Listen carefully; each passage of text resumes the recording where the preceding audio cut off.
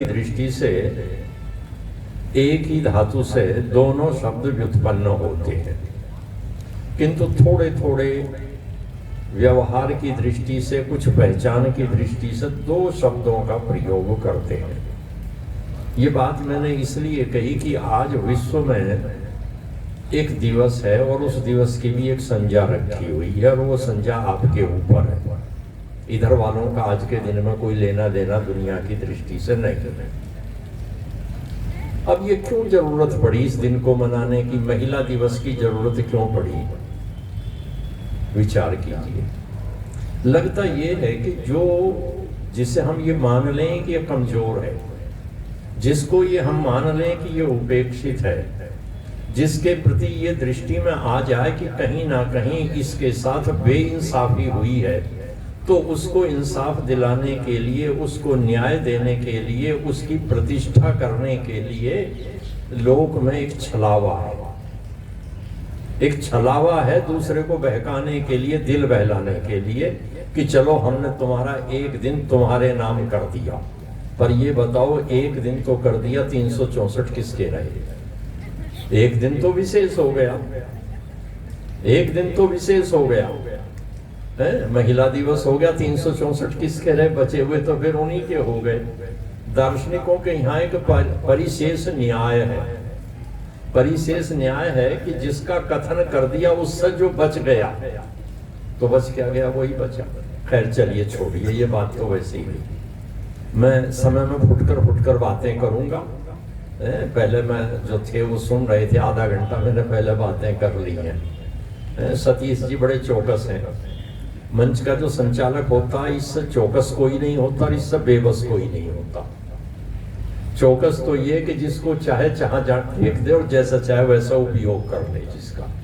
और बेबस इसलिए होता है कि उसकी सुनता कोई नहीं है, बेबस भी होता है। तो खैर, तो मैं बात आपसे कर रहा था, महिला दिवस है और महिला दिवस को लेकर के हम तो कहेंगे ये मातृ दिवस है, मातृशक्ति का वर्णन है।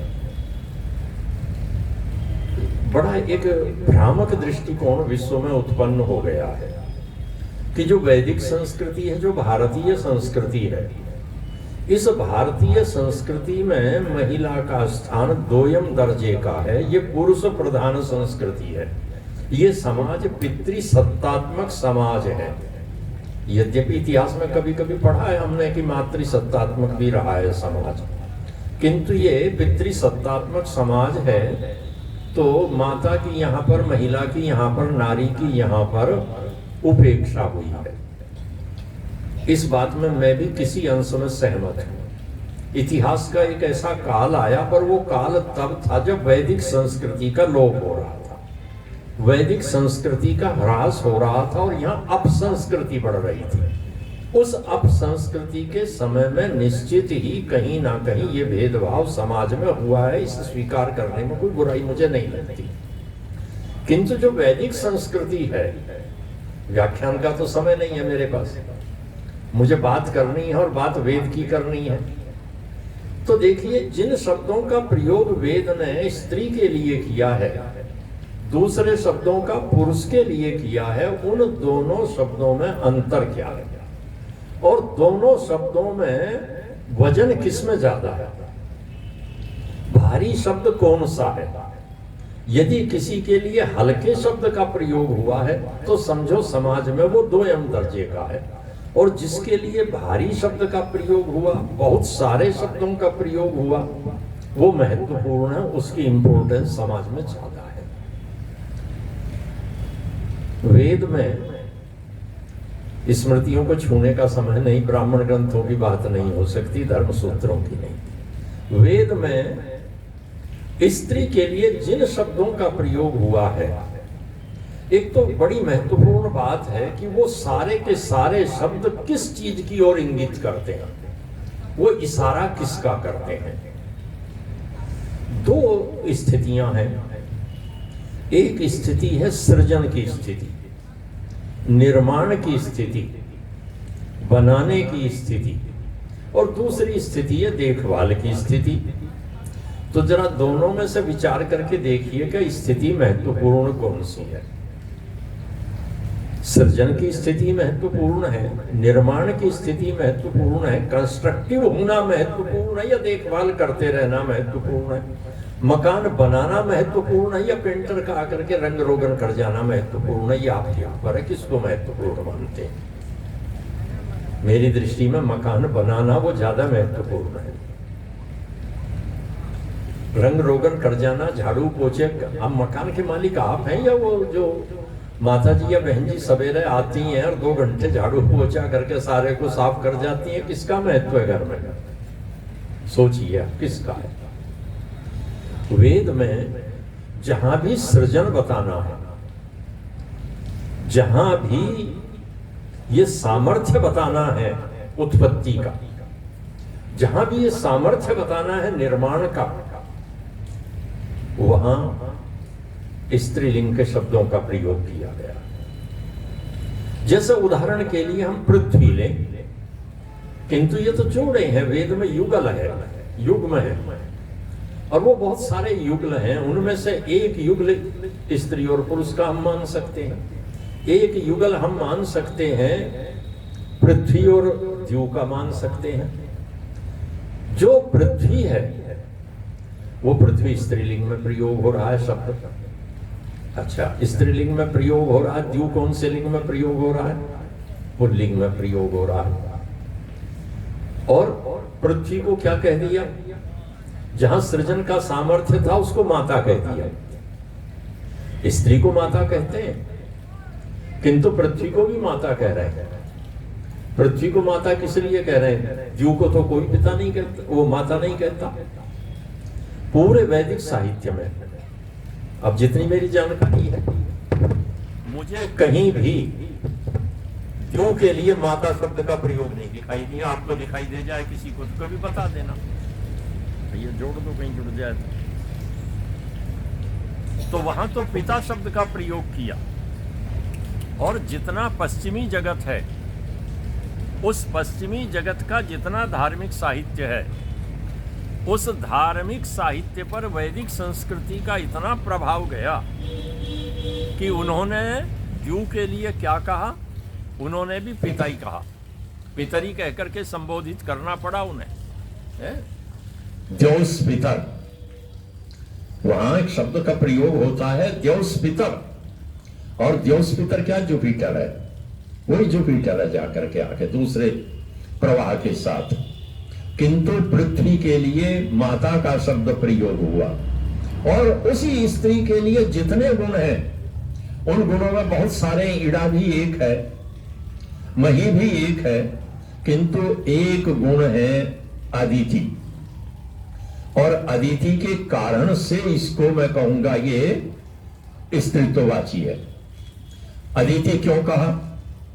संस्कृत की एक धातु है दो और खंडने, जिसका अर्थ है टुकड़े कर देना, जिसका अर्थ है बांट देना।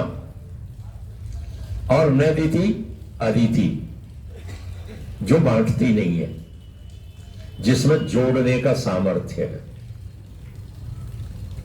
बनाने का लाभ क्या है यदि जोड़ने का सामर्थ्य ना हो? जोड़ने का सामर्थ्य नहीं होगा तो क्या घर बन पाएगा कभी?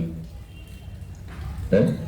सोच करके देखिए, जोड़ने का सामर्थ्य नहीं होगा तो क्या मकान बन पाएगा? इसलिए निर्माण तब होगा जब जुड़ने का सामर्थ्य होगा, और जब जुड़ने का सामर्थ्य हटेगा तो विध्वंस हो जाएगा, तब विनाश हो जाएगा, विध्वंस हो जाएगा। इसलिए स्त्री के लिए है एक शब्द का प्रयोग किया गया अदिति। और अदिति को साधारण स्त्री नहीं कहा, अदिति को साधारण महिला नहीं कहा, कोई साधारण दर्जे की औरत नहीं कहा। अदिति को क्या कहा? अदिति के लिए एक विशेषण प्रयोग हुआ देव माता का। देव माता क्यों कहा उसे? क्योंकि जो दिव्य गुण है, जो डिविनिटी है, उस डिविनिटी की माता हो सकती है तो वो जोड़ने वाली शक्ति हो सकती है। और यदि जोड़ने वाली शक्ति नहीं है तो डिविनिटी आ ही नहीं सकती। इसलिए हमारे यहां देव का जो विपरीत शब्द है वो कौन सा है? वो बांटने वाला है। देव का अर्थ जोड़ना नहीं है, ध्यान रखिएगा। देव का अर्थ कितने ही सारे अर्थ हो व्याकरण की दृष्टि से। यहां शारदा जी बैठी हुई है, इधर भी विद्वान बैठे हुए हैं, कुछ है निकाल करके दिखाओ देव का जोड़ना कहां से बनाओगे, कौन से धातु प्रत्यय से लाओगे, कहीं से नहीं ला सकते आप, मेरी जानकारी में तो नहीं है। किंतु देव का विपरीत शब्द बांटने वाला, देव का विपरीत शब्द बिखेर देने वाला, देव का विपरीत शब्द टुकड़े टुकड़े कर देने वाला। किंतु अदिति को कहा देव माता, वो देवों की माता है, अर्थात डिविनिटी का जन्म होगा तो तब होगा जब उसके मूल में अदिति होगी। यदि आज समाज बिखर रहा है, समाज में विखंडन का भाव है, तो किस लिए कि कहीं ना कहीं मूल में गड़बड़ी हो गई है, कहीं ना कहीं सृजन में कमी हो गई है, कहीं ना कहीं मूल में गड़बड़ी हो गई है। इसलिए वेद में स्त्री के लिए जहां भी वर्णन आया उसको वह स्थान दिया, महत्वपूर्ण स्थान। मैं उस पक्ष में नहीं हूं, कई लोग यहां मंच से कह देते हैं स्त्री ही ब्रह्मा बभूवित है, कि वेद ने कह दिया स्त्री यज्ञ की ब्रह्मा होगी। ये बिल्कुल वैसा ही अर्थ है, ये बिल्कुल वैसा ही अर्थ है जैसे मैं अर्थ करने लगा तो घड़ी निकल जाएगी, समय कहीं चला जाएगा। ये बिल्कुल वाहियात बात। इसका प्रयोजन है स्त्री ही ब्रह्मा बभूवित है, स्त्री का जो महत्व है उस महत्व को बृहत्वाद ब्रह्म, उस महत्वपूर्ण है, उसकी जो पोजीशन है समाज के अंदर वो बड़ी इंपॉर्टेंट पोजीशन है। ये बताने के लिए केवल उस वाक्य को हम समझ सकते हैं। यहाँ यज्ञ के ब्रह्मा का कोई लेना देना नहीं है। यदि यज्ञ के ब्रह्मा से लेने देने चलोगे तो फिर तो सारा वेद में इतिहास यहीं निकल करके आ जाएगा और ऋषि दयानंद की मान्यताओं के कहीं विपरीत चला जाएगा। तो इसलिए आज जो महिला दिवस है, जो इतिहासकार ये बता रहे हैं कि वैदिक संस्कृति में महिला का सम्मान नहीं था, वो कहीं भूल करते हैं। और यदि कहीं थोड़ा बहुत वैदिक साहित्य पढ़ लें तो स्वीकार करना पड़ता है। रोमिला थापर ने बहुत कुछ लिखा है, किंतु रोमिला थापर को दबी जबान से ये भी कहना पड़ा है कि पूरे वैदिक साहित्य में महिला की उपेक्षा नहीं है और महिला का बड़ा गौरवपूर्ण स्थान है।